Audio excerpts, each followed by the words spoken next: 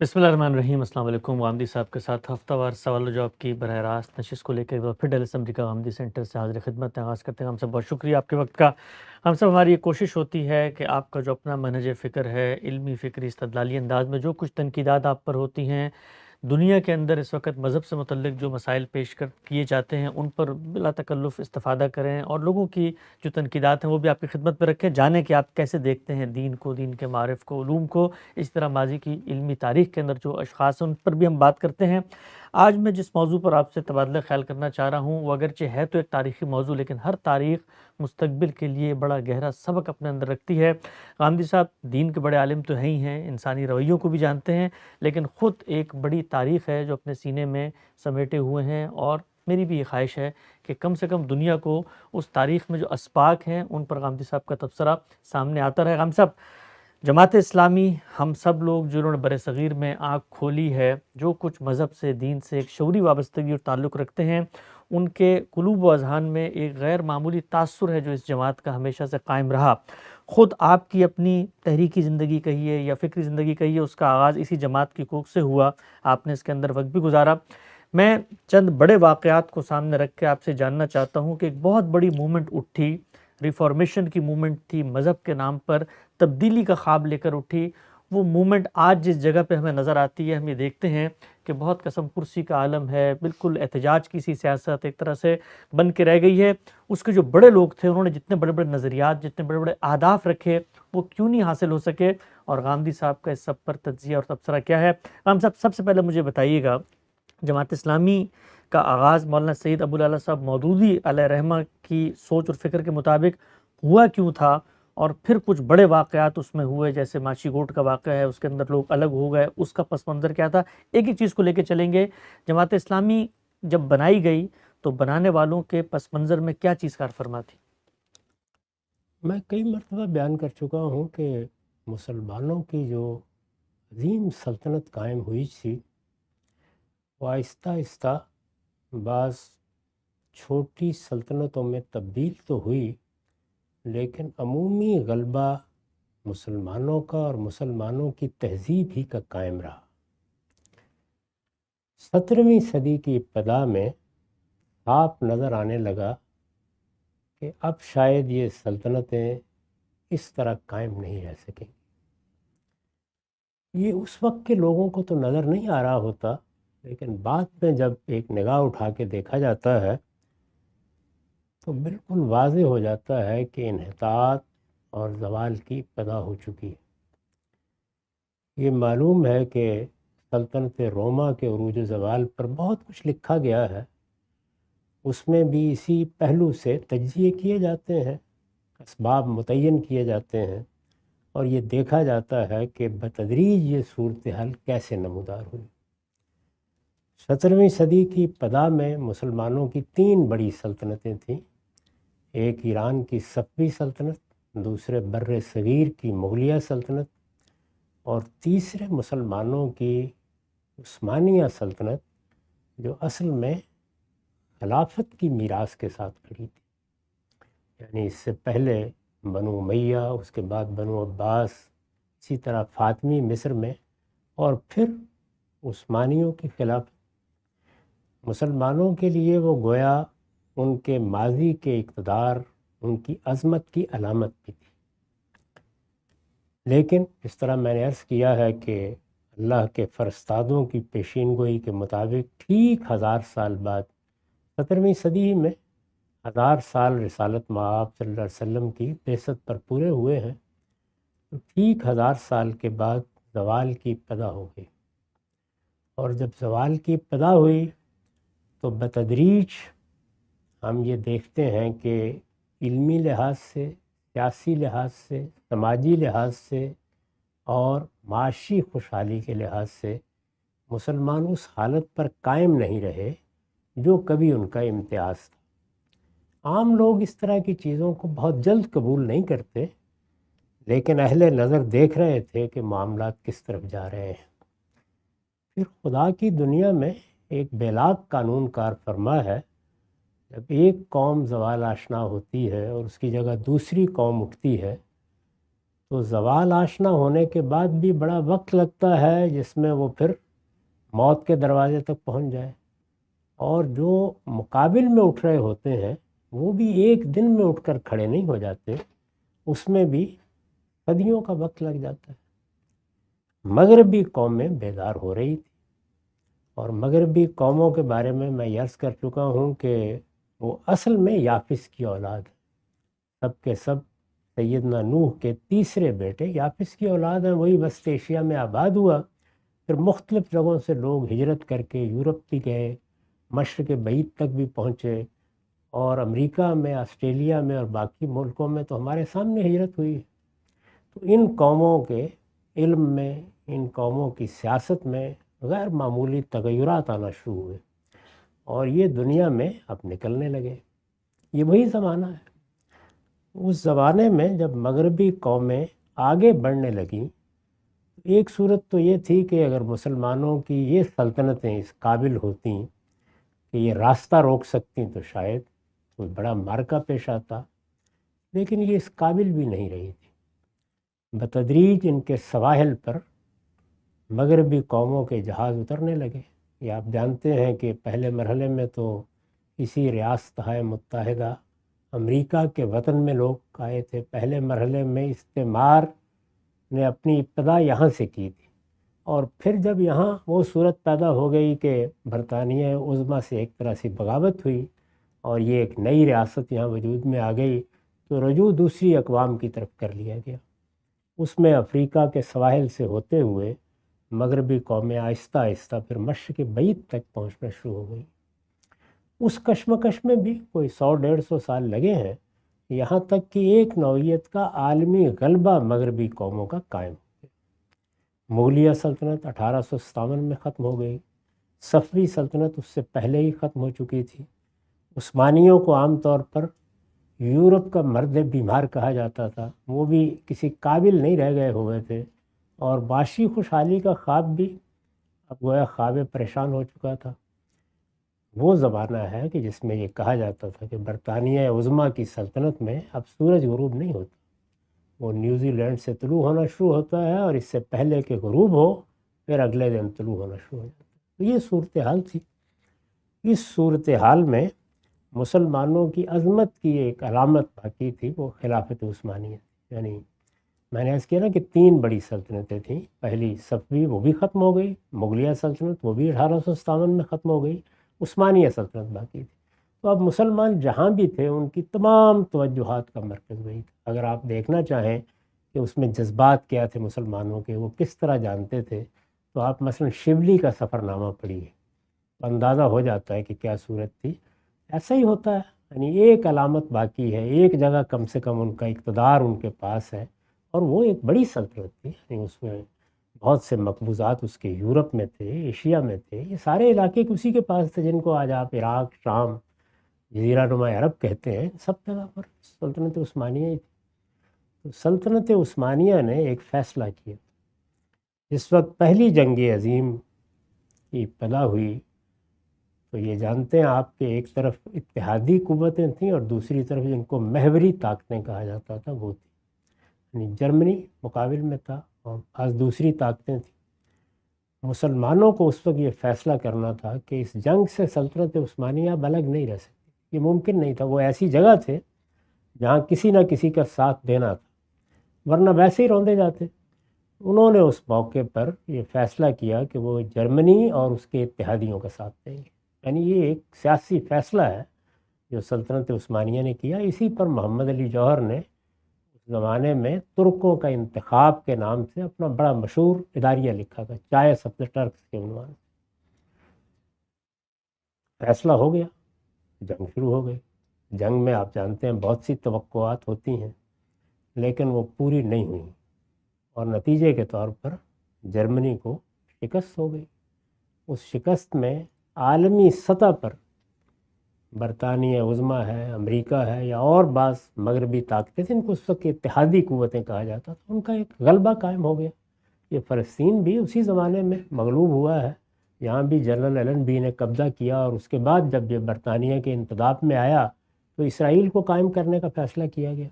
تو اس طرح سے مسلمانوں کو عالمی سطح پر شکست ہوئی۔ جب یہ عالمی سطح پر شکست بالکل سامنے نظر آ رہی تھی تو اس وقت ایک بڑا دلچسپ واقعہ، میرا خیال ہے کہ تاریخ انسانی میں اس واقعے کی دلچسپی قائم رہے اگر اس کو جذبات سے ہٹ کے دیکھا جائے۔ یعنی یہ ایک سلطنت ہے، بہت بڑی سلطنت ہے، اس کے پیچھے 1000 سال کی تاریخ، 1200 سال کی تاریخ ہے۔ اس نے ایک فیصلہ کیا، وہ ختم ہو رہی ہے، اور ساری دنیا میں جہاں جہاں مسلمان برطانوی مقبوضات میں رہتے ہیں، ہم بھی برطانوی مقبوضات میں تھے نا، ہندوستان پر غلبہ تھا، وہ برطانیہ سے درخواست کر رہے ہیں کہ ہماری یہ مملکت قائم رہنی چاہیے۔ جی، جبکہ وہ دنیا پہ قبضہ کر چکے ہیں۔ شکست ہو گئی ہے، عالمی سطح پر شکست ہو گئی ہے، اور فوجیں داخل ہو چکی ہیں، استنبول میں بھی داخل ہو چکی ہیں، اور وہاں خواہش کی جا رہی ہے، چنانچہ مسلمان مطالبہ کر رہے ہیں۔ اس وقت یہاں ایک تحریک اٹھی جس کو تحریک خلافت کہا جاتا ہے۔ اسی پر اقبال نے طنز کیا تھا کہ خلافت کی کرنے لگا تو گدائی، یعنی یہ خلافت تو اگر قائم ہوتی ہے تو خون دے کے قائم ہوتی ہے، فوجیں میدان میں اترتی ہیں۔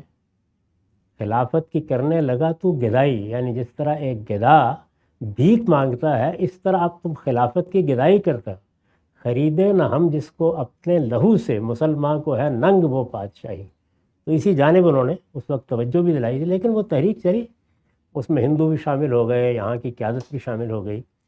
مولانا سید ابو اللہ صاحب مودودی بیان کرتے ہیں کہ وہ بھی اس تحریک میں سرگرم بھی رہے، نوجوانی کا زمانہ تھا۔ انہوں نے جب سن 71 میں ان کو انتخابات میں شکست ہوئی ہے، یعنی ایک شکست تو یہ عالمی سطح پر ہوئی تھی، ایک شکست ان کو ذوالفقار علی بھٹو صاحب نے پاکستان میں دی۔ 1971 میں جب شکست ہوئی تو چند دن تک تو ایک سکتے کسی کیفیت تھی، بالکل توقع نہیں تھی لوگوں کی یہ ہو جائے گا۔ پھر انہوں نے لاہور کے رشید پارک میں ایک خطاب کیا، میں نے وہ خطاب براہ راست سنا ہے، وہ 1.5-2 گھنٹے کی تقریر ہے، اور بعد میں وہ جماعت اسلامی کے 29 سال کے عنوان سے شائع بھی ہوتی رہی ہے۔ اس وقت بھی موجود ہے، آپ اس کو سن سکتے ہیں، یعنی اس کا ریکارڈ موجود ہے۔ اس میں انہوں نے یہ ساری داستان بیان کی، اور بیان کرنے کے بعد یہ کہا ہے کہ جس وقت ہماری ساری آرزوؤں کے بالکل برخلاف خود ترکوں نے خلافت کا الغا کر دیا۔ اقبال نے کہا نا، چاک کر دی ترک ناداں نے خلافت کی کبا، خود ترکوں نے اس کا خاتمہ کر دیا۔ وہ ہونا ہی تھا، اس لیے کہ اس طرح تو حکومتیں اور خلافتیں اور بادشاہتیں قائم نہیں رہتی۔ جب یہ سب ہو گیا تو ایک مایوسی کی کیفیت طاری ہوئی۔ اس میں کہتے ہیں کہ میں نے یہ سوچنا شروع کیا کہ پھر اب کیا کیا جائے، پس بایت کرد۔ اقبال نے بھی ایک کتاب لکھی ہے، جب انہوں نے افغانستان کا سفر کیا ہے تو واپس آ کے ایک مثنوی لکھی، مثنوی مسافر کے نام سے، تو اس کا ذیلی عنوان ہے پس بایت کرد اے اقوام شرق، مشرق کی قوموں اب کیا کرنا ہے۔ تو یہ پس بایت کرد کیا کرنا ہے، یہ ایک اس وقت کا بڑا سوال تھا جو سامنے آیا۔ اس سوال پر غور کرتے ہوئے وہ چند نتائج تک پہنچے۔ ان کا نتیجہ فکر یہ تھا کہ ہمیں اب ایک مرتبہ پھر، یعنی ایک تو یہ ہے نا کہ میں اٹھا آپ اٹھے، اور یہ میں اٹھا آپ اٹھنے کے بھی بہت سے واقعات پیش آ چکے تھے۔ ٹیپو سلطان شکست کھا چکے تھے، اسی طرح سراج الدولہ شکست کھا چکے تھے۔ 1857 میں بخت خان کی قیادت میں اور بہادر شاہ ظفر کو بھی جیسے وہ بیچارے تھے نکال کر کوشش کی گئی تھی، آخری اس میں بھی شکست ہو چکی تھی۔ ادھر امام شامل اور امام منصور یہ وسط ایشیا کے علاقوں میں ان کا معاملہ بھی ختم ہو چکا تھا۔ تو بہت سی کوششیں کی گئی تھیں اس نوعیت کی، وہ ساری کم و بیش ضائع ہو چکی تھی، ختم ہو چکی تھی۔ یہ آخری کوشش تھی کہ کسی طرح خلافت بچ جائے اور مسلمانوں کی عظمت کا ایک نشان باقی رہے، ایک حکومت تو دنیا میں ہو جس کو وہ کہیں کہ وہ ہماری حکومت ہے، یا دنیا میں کم سے کم وقار کے ساتھ کھڑے ہو سکیں۔ جب کچھ بھی نہیں ہوا اور یہ سب کچھ ختم ہو گیا تو جتنے طریقے آزمائے جا سکتے تھے گویا وہ سارے ناکام۔ انہوں نے کہتے ہیں کہ میں نے غور کرنا شروع کیا تو مجھے محسوس ہوا کہ مسلمان اپنی حیثیت کو فراموش کر بیٹھے ہیں۔ ان کی حیثیت اب ایک قوم کی بن چکی ہے، جیسے دنیا میں قومیں ہیں، وہ اپنی یہ حیثیت کہ وہ اللہ تعالیٰ کے پیغام کے علمبردار ہیں اور اس طرح اللہ کی جماعت ہے، حزب اللہ ہے، اس کو انہوں نے فراموش کر دیا ہے۔ اصل میں وہاں سے بات شروع کرنی چاہیے، یعنی جہاں سے اللہ کے پیغمبر آ کے بات شروع کرتے ہیں۔ اللہ کے پیغمبر کہاں سے بات شروع کرتے ہیں؟ وہ دعوت دیں گے، اس دعوت میں لوگوں کو ایک خاص نظریے، خاص عقیدے، خاص پیغام کی طرف متوجہ کریں گے۔ جب لوگ ان چیزوں کو قبول کر لیتے ہیں تو اس سے ایک نئی جماعت وجود میں آتی ہے، اس جماعت کا وہ تزکیہ کرتے ہیں، اس کی تطہیر کرتے ہیں۔ اس طرح کی جماعت کو منظم کر کے پھر ہمیں اپنی عظمت رفتہ کی بازیافت کی کوشش کرنی چاہیے۔ وہ کہتے ہیں کہ یہ میں نے چیز لی کہاں سے؟ رسالت مآب صلی اللہ علیہ وسلم کی سیرت۔ چنانچہ اس کو انہوں نے پھر اپنی ایک تقریر میں بیان کیا ہے۔ یہ انہوں نے قیام پاکستان سے پہلے علی گڑھ کے اسٹریٹجی ہال میں کی تھی۔ وہ تقریر بھی چھپی ہوئی ہے، اس کا عنوان ہے اسلامی حکومت کس طرح قائم ہوتی ہے، یعنی اسلامی حکومت جو اسلامی خلافت کی صورت میں تھی اس کا خاتمہ ہو گیا، اب اس کا احیاء کیسے کرنا ہے، یہ مولانا مودودی کے پیش نظر تھا۔ تو انہوں نے اس میں بتایا ہے، آپ پوری تقریر پڑھ جائیے۔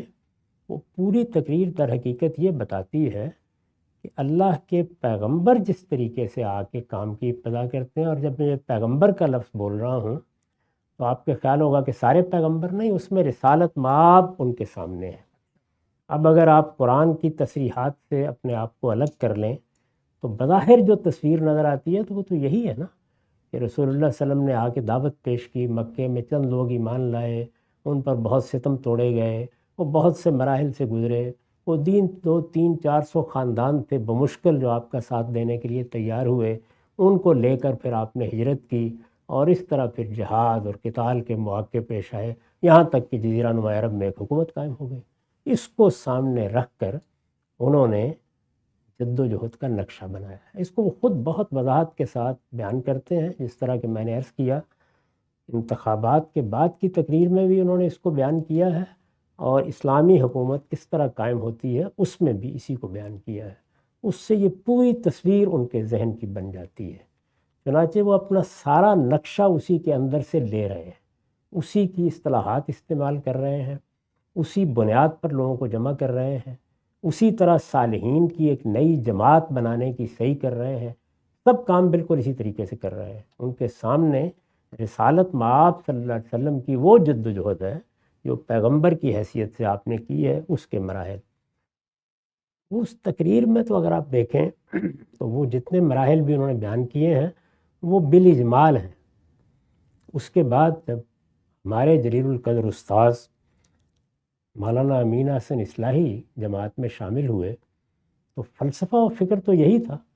اس کو سامنے رکھ کر انہوں نے ایک کتاب لکھی ہے، دعوت دین اور اس کا طریقہ کار۔ دعوت دین اور اس کا طریقہ کار کا ایک آخری باب ہے، دعوت کے مراحل۔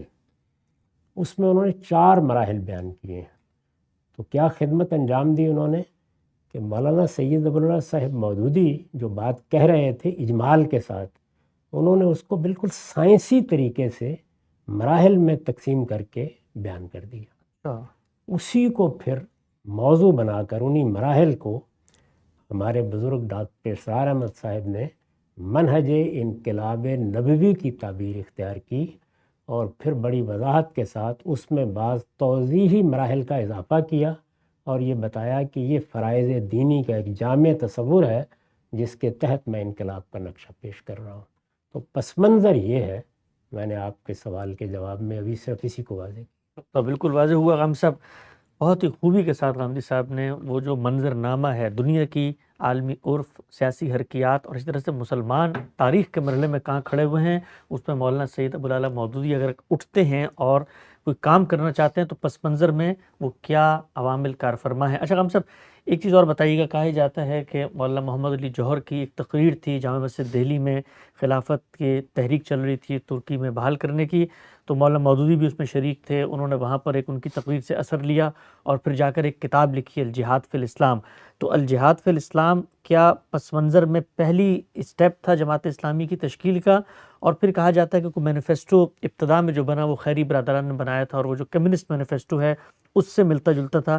ان 2 باتوں کی کیا حقیقت ہے؟ یہ اس طرح نہیں ہے، ہندوستان میں اس وقت بعض اور تحریکیں ہندوؤں کے اندر اٹھ کھڑی ہوئی تھیں، اچھا، جن میں ایک تحریک یہ بھی تھی کہ جو مسلمان ہندوستان میں مسلمان ہوئے ہیں، ایک تو یہ نا کہ مسلمان مختلف علاقوں میں یہاں ہجرت کر کے آئے ہیں، اور ایران سے یا ماوران نہر سے یا افغانستان سے دوسرے علاقوں سے آ رہے ہیں، عرب سے بھی آئے ابتدا میں، جو یہاں ہوئے ہیں ان کو واپس ہندو مذہب کی طرف بلایا جائے، شدی کی تحریک جس کو کہا جاتا ہے، اور اس ذیل میں اسلام کی دعوت یہ بڑے پیمانے پہ زیر بحث آئے گی۔ آریہ سماجی تحریک اٹھ کھڑی ہوئی اور بہت سی تحریکیں تھیں، تو ایک مذہبی کشمکش، یہ میں نے جو اس سے پہلے آپ کو بتایا وہ سیاسی کشمکش ہے، اس مذہبی کشمکش میں اسلام کی تعلیمات بھی زیر بحث آ گئیں۔ جب آپ یہ دعوت دیں گے کہ واپس آ جاؤ تو پھر آپ حملہ آور ہوں گے نا کسی چیز پر، اسلام کیا ہے، اس کی دعوت کیا ہے، اس کا پیغام کیا ہے۔ اس زمانے میں اگر آپ دیکھیں تو بڑے بڑے مناظرے ہوئے ہیں، خود ہمارے ہاں یہ جو نئی نبوت پیدا ہوئی اس کی ابتدا بھی اصل میں اسی پس منظر سے ہوئی ہے، اسی نوعیت کے مناظرے تھے جس میں پہلے مرزا غلام احمد صاحب قادیانی بہت سرگرم ہوئے اور مسلمانوں پر ایک افتاد پڑی ہوئی تھی۔ یہ تو سیاسی منظرنامہ تھا جو میں نے آپ کو بتایا، مذہبی منظرنامے میں یہ صورت پیدا ہو رہی تھی۔ اس میں جو چیز بڑے پیمانے پہ زیر بحث ہے، جیسے اب بھی الحاد کی ایک تحریک دنیا میں ہے، تو یہ دیکھیے کہ اس میں کیا چیزیں زیر بحث آتی ہیں۔ رسالت مآب صلی اللہ علیہ وسلم کی شادیاں، جہاد قتال کے واقعات، کوئی نہ کوئی لے کے اس پر گفتگو کر رہا ہوتا ہے، لونڈی غلاموں کے معاملات، یہی چیزیں ہیں جو ہم لوگوں میں زیر بحث آتی ہیں۔ تو جب اسلام اور الحاد کی، اسلام اور کفر کی، یا اسلام اور کسی دوسرے مذہب کی کشمکش مذہبی بنیاد پر ہوگی تو اس میں کیا چیز زیر بحث آئے گی؟ تعلیمات زیر بحث آئیں گی۔ اس میں سب سے بڑھ کر جو چیز زیر بحث تھی وہ جہاد تھا، اور جہاد کا چونکہ ہدف خود ہندوستان بنا تھا، یعنی ایسا تو نہیں ہوا نا کہ وہاں دعوت پہنچی اور لوگ ہندو سے مسلمان ہو گئے، محمد بن قاسم کا حملہ ہوا، مسلمان 12 آئے، انہوں نے آ کے اپنی سلطنتیں یہاں قائم کی، تو ہندوؤں کی نفسیات میں تو کم و بیش 1000 سال تک کی غلامی کی تحریک تھی۔ تو اس صورتحال میں یہ ایک بحث تھی جو پیدا ہوئی۔ مولانا محمد علی جوہر نے اس وقت خلافت کے موضوع پر تقریر نہیں کی تھی، جہاد پر تقریر کرتے ہوئے انہوں نے نوجوانوں کو بھی کہا اور اچھے لکھنے والوں کو بھی کہا کہ کاش کوئی شخص اٹھے اور اسلام میں جہاد کا صحیح تصور کیا ہے وہ واضح کرے۔ مولانا سید ولی اللہ مودودی بیان کرتے ہیں کہ میں اس وقت نوجوان تھا اور جامع مسجد میں، یہ جو دلی کی جامع مسجد ہے، وہ جمعے کے بعد تقریر فرمایا کرتے تھے مولانا محمد علی جوہر، اور خود مجھ سے مولانا مودودی نے بیان کیا کہ وہ جس شخصیت سے بہت غیر معمولی طریقے سے متاثر تھے۔ یہ معلوم ہے کہ اس زمانے میں مذہبی فکر کے لحاظ سے لوگ جن شخصیات سے متاثر تھے وہ ابوالکلام آزاد تھے یا اقبال تھے، اور سیاسی قیادت کے لحاظ سے جو شخصیات لوگوں کے دلوں پر حکومت کر رہی تھیں ان میں شاید سب سے نمایاں شخصیت مولانا محمد علی جوہری کی تھی۔ مولانا سید ولی اللہ صاحب مودودی بھی ان کے اشاق میں سے تھے ایک طرح۔ وہ یہ بیان کرتے ہیں کہ انہوں نے ہمدرد میں اشتہار دیا کہ مجھے ایک سب ایڈیٹر چاہیے۔ ہمدرد اور کامریڈ کے نام سے 2 اخبار نکالتے تھے، تو انہوں نے اس میں اشتہار دیا۔ اس اشتہار پر کہتے ہیں کہ میں بھی چلا گیا وہاں ملازمت کرنا چاہتا۔ تو اس زمانے میں وہ یہی ملازمت، یہی ان کا پیشہ بھی تھا، صحافت، اور اس میں کہیں نہ کہیں ان کو ملازمت کرنا ہی ہوتی تھی۔ 2-3 دن وہ وہاں رہے۔ اس پہ بڑا انہوں نے خوبصورت تبصرہ کیا ہے کہ 2-3 دن رہنے کے بعد مجھے اندازہ ہو گیا، محمد علی سے محبت بہت تھی انہیں، کہ محمد علی کے ہاں صرف شفقت پدری نہیں ہے، جور پدر بھی ہے، پٹائی بھی کرتے ہیں۔ تو پھر میں نے یہی مناسب سمجھا کہ میں واپس چلا جاؤں۔ تو اس پس منظر میں جب محمد علی نے تقریر کی تو ایک تو مسئلہ سنگین تھا، مذہبی بحث بھی یہی تھی اس وقت، بڑے پیمانے پر ہو رہی تھی۔ اس سے زیادہ یہ کہ آپ کا ایک محبوب لیڈر جو اس وقت، سیاسی لیڈروں کے ساتھ بھی لوگوں کی، یعنی قیادت 2 ہی صورتوں میں ہوتی ہے نا، مذہبی قیادت ہوگی، سیاسی قیادت ہوگی۔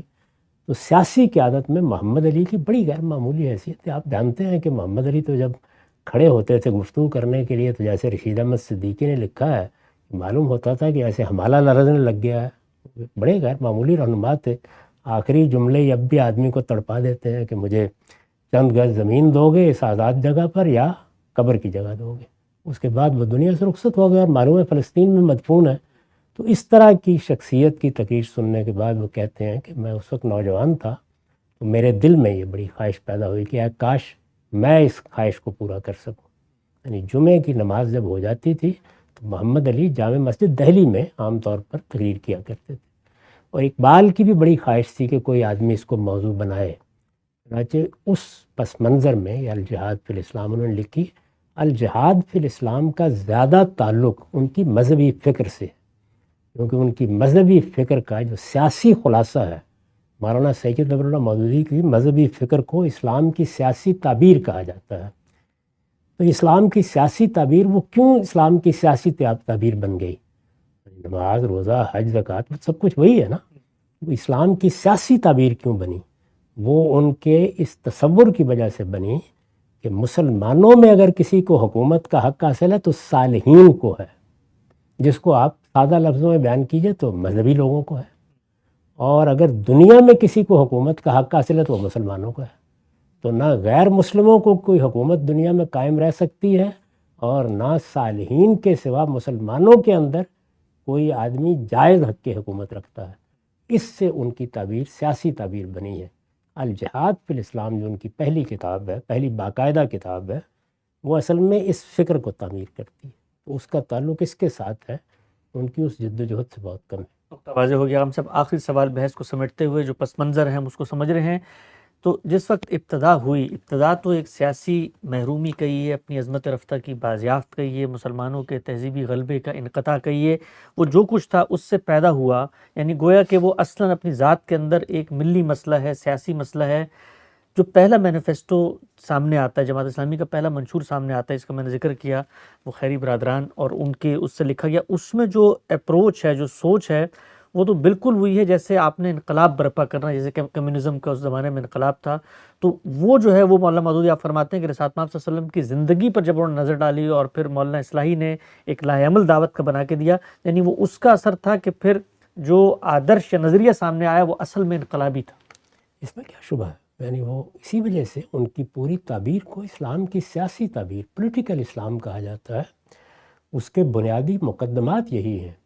میں نے ابھی عرض کیا نا کہ حکومت کا حق صالحین کو ہے، اور دنیا میں غیر مسلم زندہ رہ سکتے ہیں، حق کی حکومت نہیں رکھتے.